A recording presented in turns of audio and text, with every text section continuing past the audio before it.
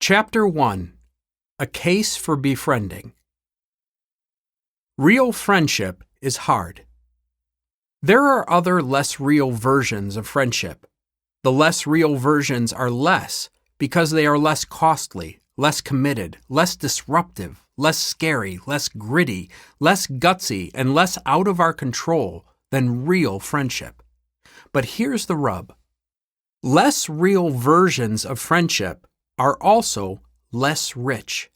In the short run, they feel better and smoother than real friendship, but in the long run, they leave us lonely and alone, and it is not good to be alone. Less real versions of friendship take several forms.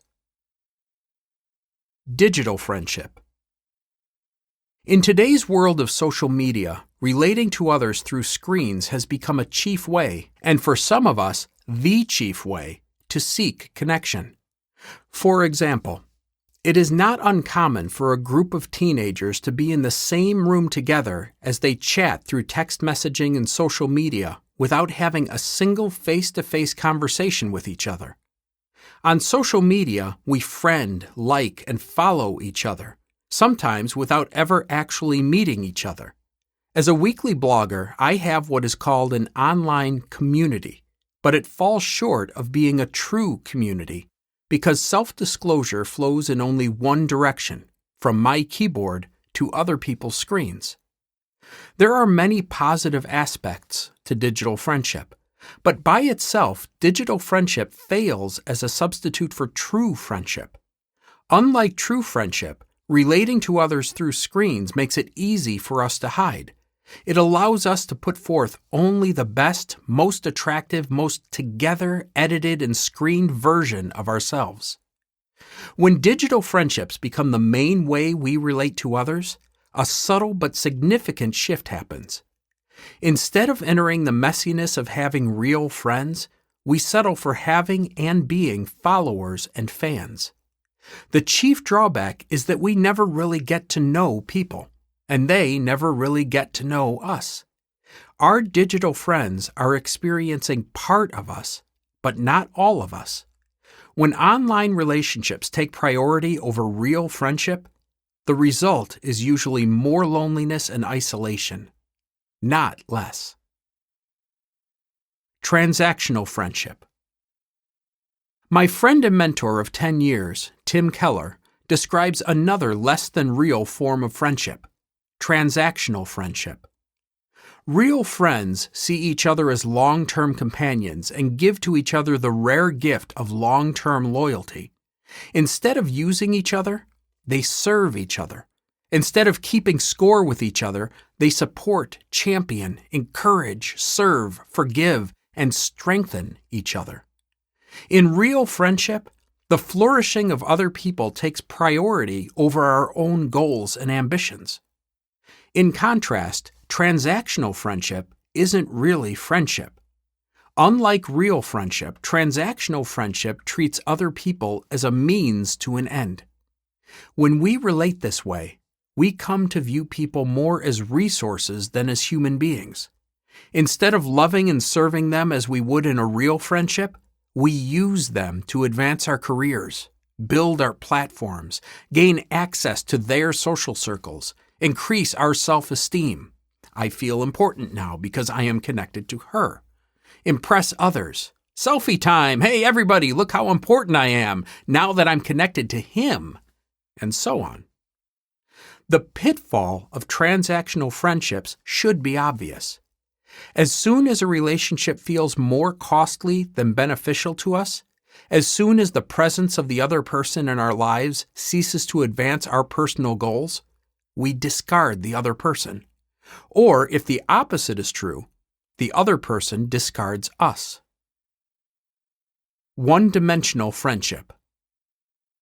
Friendships are one-dimensional when they revolve around a single shared interest and not much else.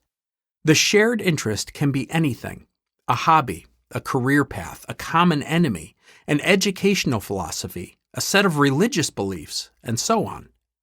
One-dimensional friendships prioritize sameness, so views and convictions and practices are never challenged and blind spots are never uncovered.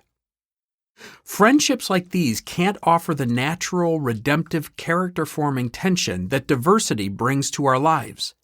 When celebrities limit their friendships to other celebrities, parents to other parents, married people to other married people, single people too, athletes to other athletes, Republicans to other Republicans, Democrats too, millennials to other millennials, Gen Xers and baby boomers too, Christians to other Christians, white people to other white people, people of color too, thinkers to other thinkers, feelers too, affluent people to other affluent people, and so on, a poverty of friendship will be the outcome.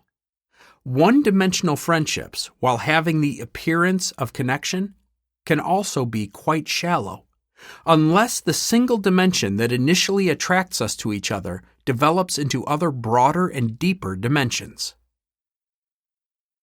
A case for befriending. In his magnificent book on human connection, The Four Loves, C.S. Lewis says that all true friendship begins when one person looks at another and says, "You too?" Starting a friendship around a common interest or passion is natural, and it is not in itself a bad thing. Consider David and Jonathan, for example. One was the son of a humble shepherd, the other the son of a king, and they became the best of friends. Though their social and economic situation was very different, their friendship nonetheless began with a "you too?"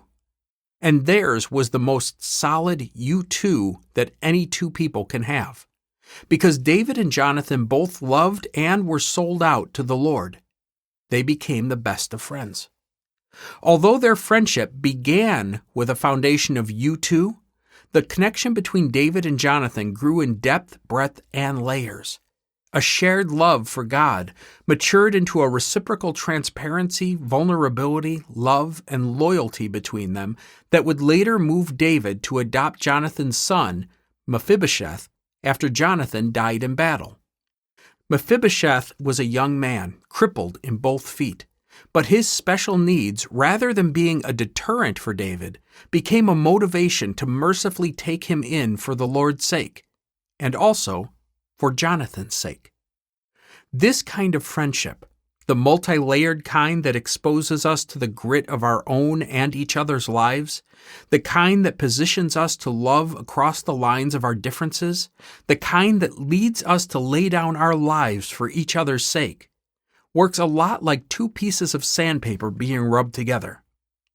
The friction causes sensations that initially irritate and burn, yet over time the effect on both pieces of sandpaper is the same. Both become smoother, not in spite of the friction, but precisely because of it. Real friends not only agree, but disagree. Real friends not only applaud each other's strengths, but challenge each other's weaknesses.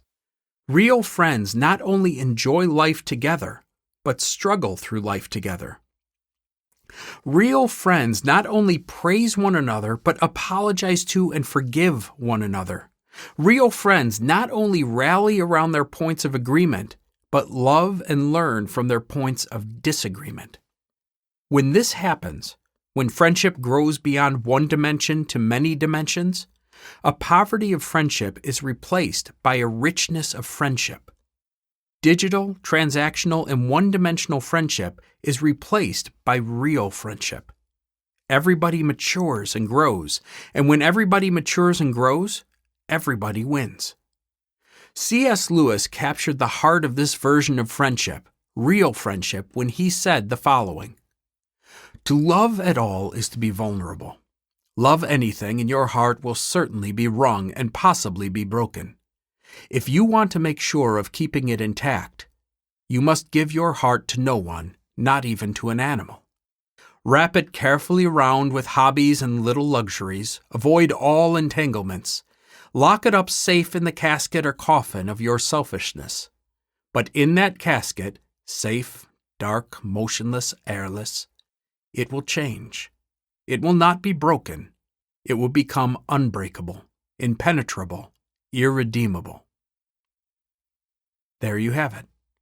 Real love, real friendship is vulnerable and risky and costly and discomforting and disquieting and agitating like sandpaper sometimes.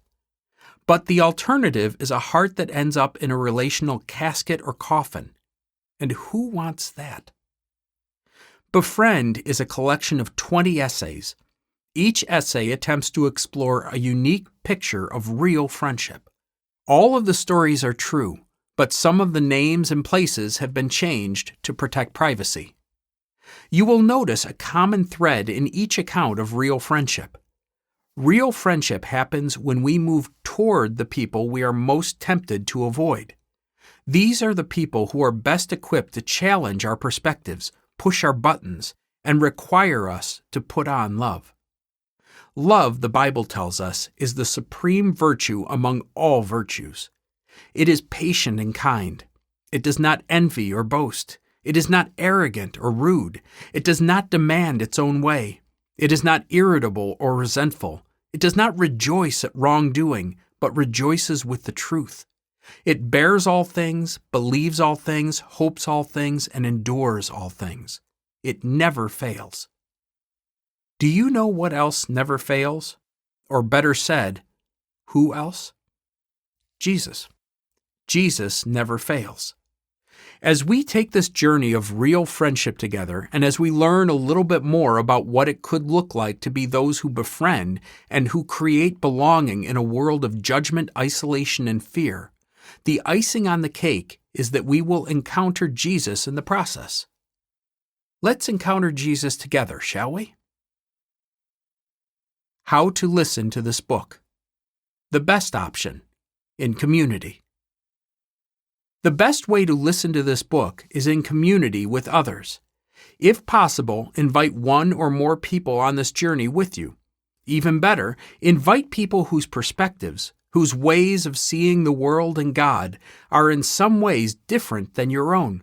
People of a different generation, a different gender, a different political persuasion, a different Myers-Briggs or Enneagram profile, a different ethnicity or culture, a different career path, a different religious tradition, a different income bracket, a different level on the org chart. Then, over time, as you invest in this conversation together, watch how Jesus works in you because of them and in them because of you. I can almost guarantee that both you and they will be changed. The second best option, as a daily study. The second best option is to listen to a chapter a day as a personal study. Each of the 21 chapters is intentionally short enough to be listened to easily in a day. Research suggests that it takes 21 days to develop a habit, so as a bonus, by the end of this book, you will have gone a long way toward developing a habit of looking at others with an embracing mindset. The third best option. Just listen. The third best option would be to listen to Befriend as you would any other book, alone in your favorite reading spot. It's much better to listen to a book alone than to not read it at all. Whatever way you choose to engage these pages, I pray that God will bless you in this journey.